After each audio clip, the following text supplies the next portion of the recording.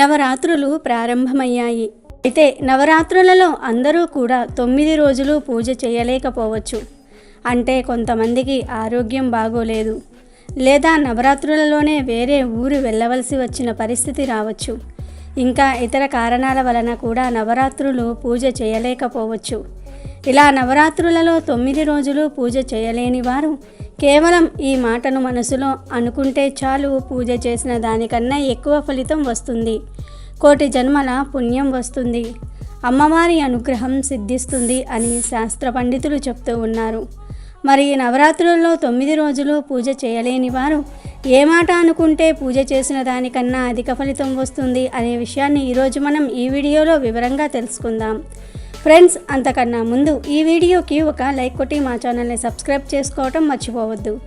నవరాత్రి పదంలో నవ శబ్దం 9 సంఖ్యను సూచిస్తుంది. నవరాత్రులను నవ అహోరాత్రులు అని ధార్మిక గ్రంథాలు వివరిస్తూ ఉన్నాయి. అంటే 9 పగళ్ళు 9 రాత్రులు నిర్వర్తించే దేవీ పూజకు ఒక ప్రత్యేక విధానం ఉంది.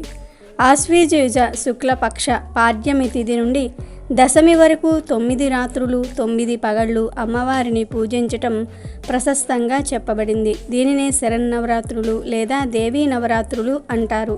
నవరాత్రి వాస్తవానికి ఋతువుల సంధికాలం. అందుచేత సృష్టికి కారణమైన మహామాయ తీవ్ర వేగం కలిగి ఉంటుంది. పూజాదుల చేత ఆమెను ఆహ్వానించటం సులభ సాధ్యం. 9 రోజులు నవదుర్గలను నిష్టగా ఉపాసించే ఆరాధకులకు దేవీ అనుగ్రహం లభిస్తుంది. శరత్కాలం వసంత కాలాలను యమత్రష్టలని మృత్యు కోరలని అంటారు. అంటే ఆ సమయంలో యముడి నోటిలోని కోరలు బయటకు వస్తాయి. వాటి ద్వారా ప్రజలను హరిస్తాడని శాస్త్రం. అంటే అనేక వ్యాధులు వ్యాపించి జీవరాశి మృత్యువుడిలోనికి చేరే కాలమిది. అందుకే వీటిని యమ త్రష్టలన్నారు. ఈ కాలంలో దేవీ ఆరాధన చేయటం చేత అంటు రోగాలు వ్యాధులు వ్యాపించకుండా ఉండి అందరూ ఆయురారోగ్యాలతో సుఖ సంతోషాలతో జీవించడానికి దేవీ ఆరాధన తప్పక చేయాలని శాస్త్రం చెప్తోంది. ఏ కారణం చేతైనా సరే 9 రోజులు నవరాత్రి పూజ చేయలేని వారు కనీసం సప్తమి అష్టమి నవమి ఈ 3 రోజుల్లో పూజ చేసినా చాలు, అమ్మవారి అనుగ్రహం కలుగుతుందని శాస్త్రం చెప్తోంది.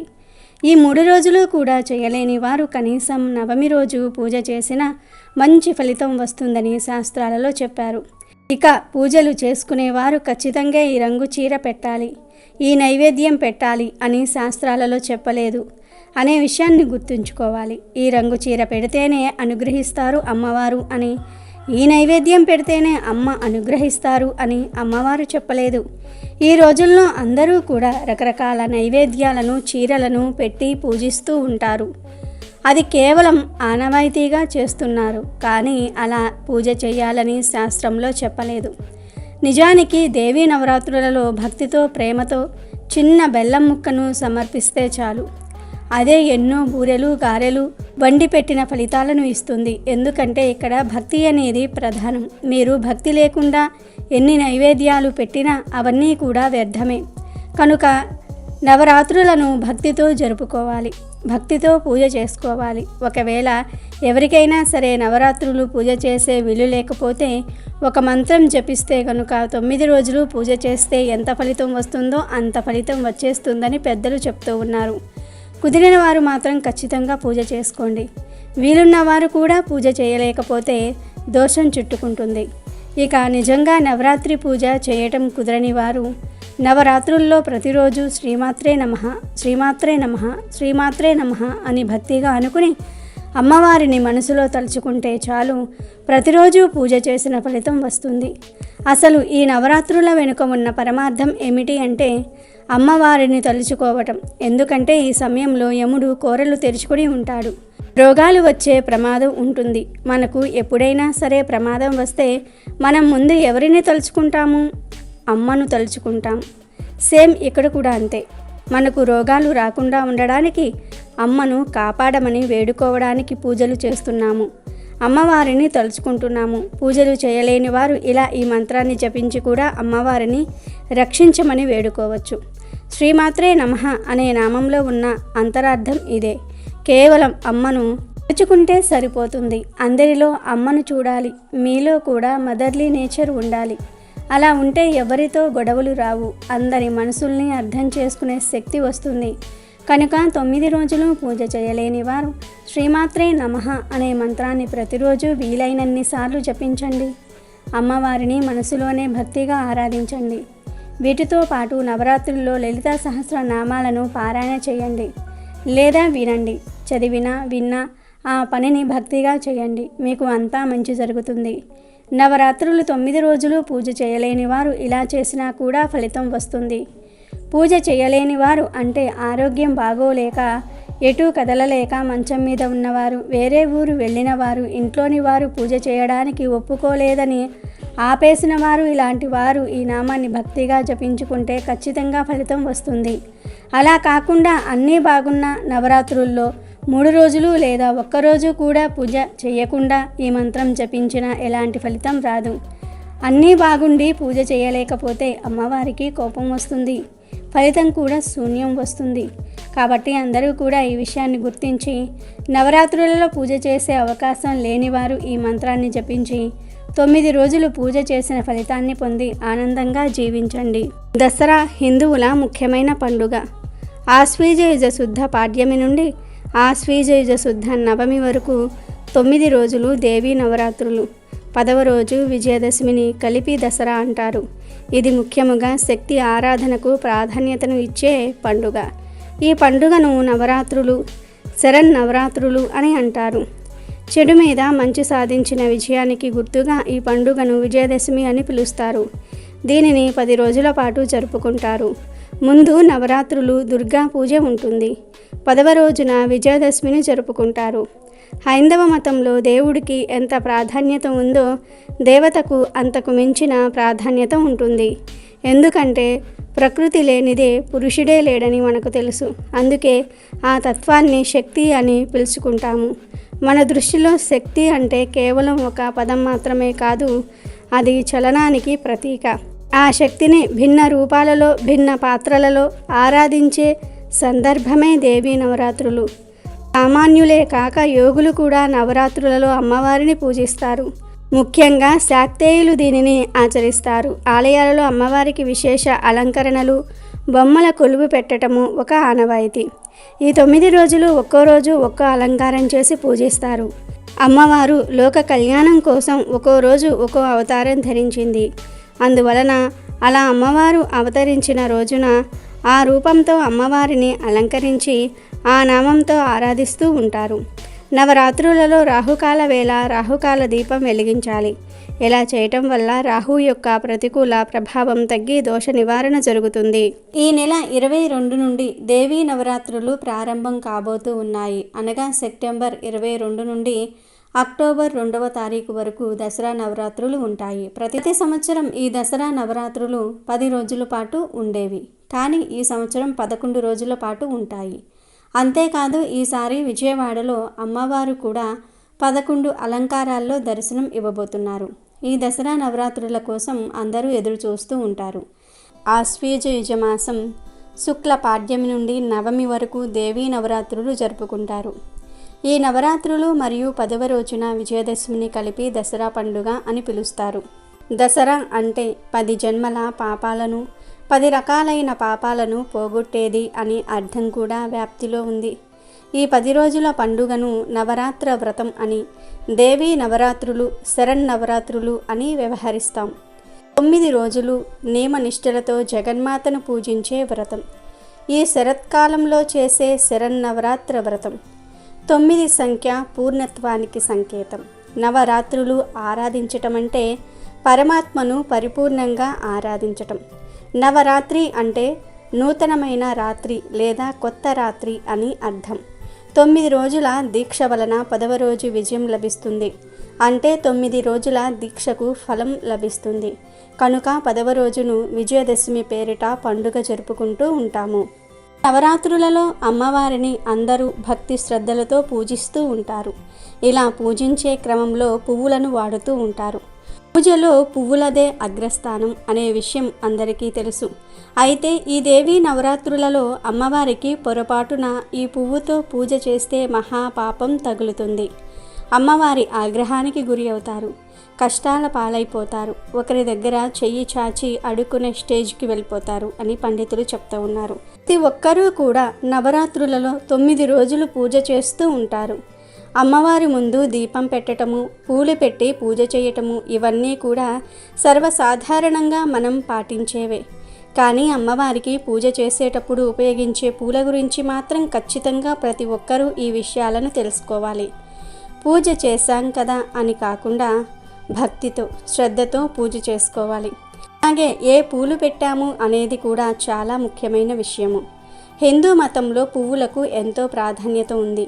పువ్వులు లేకుండా ఏ ఒక్క పూజ పూర్తి కాదనటంలో ఎలాంటి సందేహం లేదు. కానీ పూజలో అన్ని రకాల పూలు వాడేందుకు అనువుగా ఉండవని శాస్త్రాలు చెప్తూ ఉన్నాయి.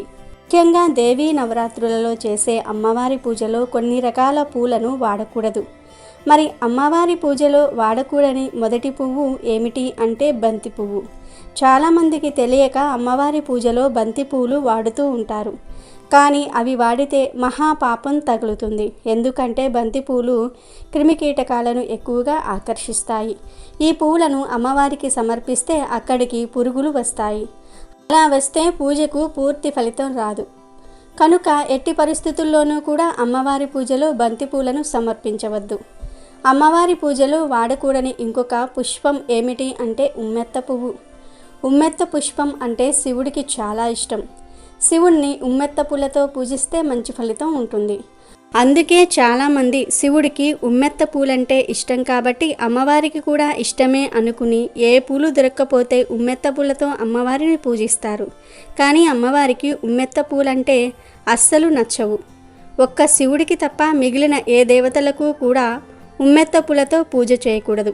అమ్మవారికి అస్సలే చేయకూడదు. కాదని చేస్తే లేనిపోని కష్టాలు వస్తాయి, అడుక్కునే స్టేజ్కి పోతారు, అమ్మవారి ఆగ్రహానికి గురి అవుతారు. కనుక ఈ నవరాత్రులలో అమ్మవారికి పొరపాటున కూడా బంతిపూలను ఉమ్మెత్త పూలను సమర్పించవద్దు. అలాగే అమ్మవారి పూజలో ముఖ్యంగా ముళ్ళు కలిగిన పూలు, రెక్కలు తెగిన పూలు అస్సలు వాడకూడదు. అలాగే నేల మీద పడిన పూలను తెచ్చి ఆ పూలతో అమ్మవారి పూజ చేయకూడదు. పూలు సమర్పించే ముందు వాటిపై నీళ్లు చల్లి కడుక్కోకూడదు. అమ్మవారికి పూర్తిగా విచ్చలని మొగ్గలు కూడా సమర్పించకూడదు. సంపంగి పువ్వులు, తామర పువ్వులు తప్ప మరే ఇతర పూల మొగ్గలు సమర్పించకూడదు. పూర్తిగా వికసించిన పూలను మాత్రమే అమ్మవారికి సమర్పించాలి. దొంగతనం చేసి తెచ్చిన పూలతో, వేరే ఒకరి కోపానికి గురి చేసి తెచ్చిన పూలతో చేసే పూజలు ఫలించవు. సువాసన లేని పువ్వులు, దుర్వాసన వెదజల్లుతున్న పువ్వులు, అపవిత్రమైన ప్రదేశంలో పెరిగిన పువ్వులను కూడా అమ్మవారి పూజకు వాడకూడదు. ముఖ్యంగా ఇంట్లో పెంచుకున్న పూల మొక్కల నుండి కోసి తెచ్చుకున్న పూలతో అమ్మవారికి పూజ చేస్తే అత్యుత్తమమైన ఫలితాలు వస్తాయి. ఆ వీలు లేని వారు పూలు కొన్ని తెచ్చుకొని పూజ చేసుకుంటే మంచిది. దేవీ నవరాత్రులలో వాడే పూల విషయంలో ఈ జాగ్రత్తలు పాటిస్తే మీకే మంచిది. అమ్మవారి అనుగ్రహం లభిస్తుంది. ఇక ఈ నవరాత్రులలో అమ్మవారిని ఎర్రటి రంగు పూలతో, తామర పూలతో, కదంబం పూలతో, మందార పూలతో, గులాబీ పూలతో, గన్నేరు పూలతో, మల్లె పూలతో ఇలా రకరకాల పూలతో పూజ చేయవచ్చు. ముఖ్యంగా ఎర్రటి పూలు, పసుపు రంగు పూలతో చేసే పూజ అంటే అమ్మవారికి ఇష్టం గనుక ఈ పూలతో పూజ చేసి శుభ ఫలితాలను పొందండి. ఈ దసరా నవరాత్రుల్లో అమ్మవారికి పూజలు చేసేవాళ్ళు ఊరి పొలిమేరను దాటకూడదు. అలాగే నదులను దాటి ప్రయాణం చేయకూడదు. దసరా నవరాత్రులు చాలా శక్తివంతమైనవి కాబట్టి భార్యాభర్తలు తప్పనిసరిగా బ్రహ్మచర్యం పాటించాలి. మరీ ముఖ్యంగా ఈ దసరా నవరాత్రుల్లో నిమ్మకాయను కోయకూడదు. అలాగే ఈ నవరాత్రుల్లో చిక్కుడుకాయలను తినకూడదు. ఈ 11 రోజుల వరకు మంచం మీద కూర్చొని ఆహారాన్ని తినకూడదు. ఇలా చేయటం వల్ల మీకు ఆహార కొరత ఏర్పడుతుంది. అలాగే ఈ నవరాత్రులు 11 రోజుల వరకు గోర్లు కత్తిరించటము, షేవింగ్ చేసుకోవటము, జుట్టు కత్తిరించటం చేయకూడదు. నవరాత్రుల్లో ఇలా చేయటం వల్ల మీ ఇంట్లో ఉన్న ఐశ్వర్యం హరించుకుపోతుంది. సాధారణంగా మనం ఇంట్లో పూజ చేసేటప్పుడు నువ్వుల నూనెను ఉపయోగిస్తాము. కానీ ఈ దసరా నవరాత్రుల్లో పూజ చేసేటప్పుడు నువ్వుల నూనె కాకుండా ఆవు నెయ్యితో దీపారాధన చేస్తే మీ ఇల్లంతా బంగారమయం అవుతుంది. అలాగే ఈ నవరాత్రుల్లో ప్రతి ఒక్కరూ మీరు చేసే వంటల్లో గల్లులుపును మాత్రమే ఉపయోగించాలి. ఇలా చేయటం వల్ల మీ కుటుంబానికి ఎలాంటి అనారోగ్య సమస్యలు రాకుండా జీవితాంతం ఆరోగ్యంగా ఉంటారు. కాబట్టి సాధారణమైన ఉప్పును వాడకుండా కల్లుప్పును వంటల్లో ఉపయోగించండి. ఈ 11 రోజుల పాటు ప్రతి ఒక్కరూ ఉదయాన్నే నిద్రలేవాలి. అంటే సూర్యుడు ఉదయించకముందే నిద్రలేవాలట. ఎవరైతే ఈ 11 రోజుల పాటు ఉదయాన్నే నిద్రలేగుస్తారో అలాంటి వారికి అమ్మవారి అనుగ్రహం ఖచ్చితంగా లభిస్తుంది. ఆలస్యంగా నిద్రలేగిస్తే మాత్రం మీ జాతకంలో దరిద్రం తాండవిస్తుంది. అలాగే ఈ 11 రోజుల పాటు ప్రతి ఒక్కరూ చన్నీటి స్నానం చేయాలి. చిన్నపిల్లలు, ముసలివారు, ఆరోగ్య సమస్యలు ఉన్నవారు తప్ప మిగిలిన వారు తప్పకుండా చన్నీటి స్నానం చేయాలి. ఒక ముఖ్యమైన విషయం గుర్తుపెట్టుకోవాలి. ఈ 11 రోజులు ఆడవారు తలకు స్నానం చేయవలసిన పని లేదు. దేవీ నవరాత్రులు మొదటి రోజు, అష్టమి, దశమి రోజులలో తలకు స్నానం చేస్తే సరిపోతుంది. ఎలాగో నవరాత్రుల్లో మాంసాహారం తినరు, బ్రహ్మచర్యం పాటిస్తారు కాబట్టి ఆడవారు ప్రతిరోజు తలకు స్నానం చేయవలసిన పని లేదు. కానీ మగవారు తప్పకుండా 11 రోజులు తలకు స్నానం చేయాలి. మీరు పూజల్లో పాల్గొన్నా పాల్గొనకపోయినా తప్పకుండా తలకు స్నానం చేయండి. ఈ 11 రోజులు చన్నీటి స్నానం చేయటం వల్ల మనసు ఆధ్యాత్మికం వైపు మల్లుతుంది. ఈ 11 రోజుల పాటు జలంలో దైవశక్తి పుష్కలంగా ఉంటుందట. కాబట్టి ఈ నవరాత్రుల్లో ప్రతి ఒక్కరూ చన్నీటిలో కొంచెం పసుపు వేసుకుని స్నానం చేయండి. దేవతల ఆశీర్వాదం మీ ఇంటిపై ఉంటుంది. ఆరోగ్యం సహకరించలేని వాళ్ళు గోరువెచ్చని నీటితో స్నానం చేయవచ్చు. అలాగే ప్రతి ఒక్కరూ 10 గంటల్లోపే స్నానం చేసేయాలి. ఎందుకంటే ఈ నవరాత్రుల్లో ఉదయం 10 గంటల తర్వాత స్నానం చేస్తే అది రాక్షస స్నానంగా పరిగణించబడుతుంది. దీనివల్ల రాక్షస గుణాలు ఏర్పడతాయి. కాబట్టి నవరాత్రుల్లో ప్రతి ఒక్కరూ ఉదయం 10 గంటల్లోపే స్నానం చేసేయండి. మనలో చాలామంది ఎన్నో సమస్యలను ఎదుర్కొంటూ ఉంటారు. అనారోగ్య సమస్యలు, డబ్బు సమస్యలు, వివాహ సమస్యలు, ఇలా ఎన్నో రకాల సమస్యలు ఉంటాయి. అలాంటి వారు ఈ నవరాత్రుల్లో మీ ఇంటి తలుపుపై పసుపుతో స్వస్తిక్ గుర్తును వేయండి.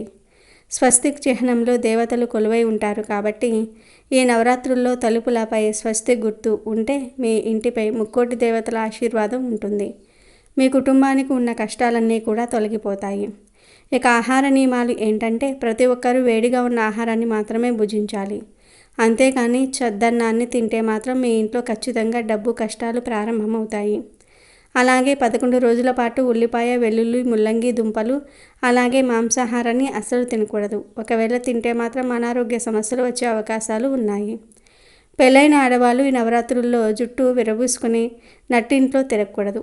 అలా చేస్తే మీ కుటుంబానికి నష్టం సంభవిస్తుంది. పెళ్ళైన ఆడవాళ్ళు నలుపు వస్త్రాలను ధరించకూడదు.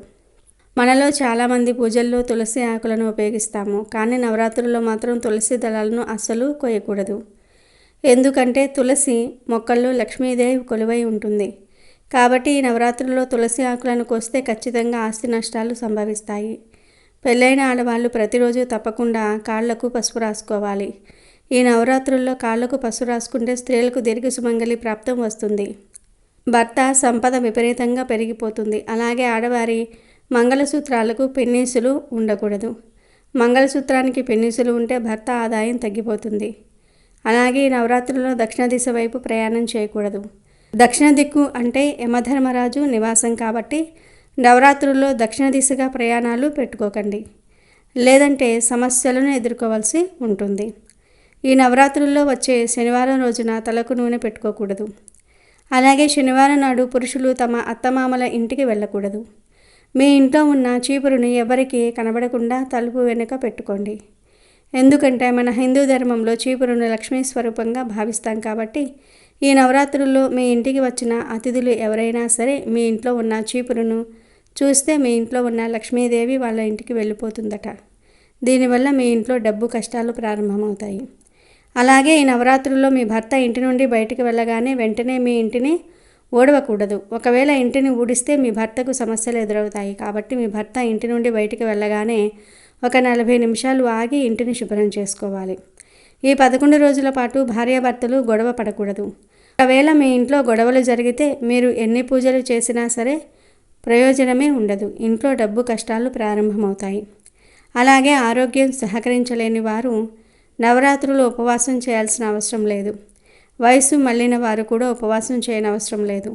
ఉపవాసం మన శరీరానికి ఉపయోగం. అంతేగాని మనం బాగా తినేసి పూజల్లో కూర్చుంటే దేవుడిపై శ్రద్ధ ఉండదనే భావనతో మన పెద్దవాళ్ళు ఈ నియమం పెట్టారు.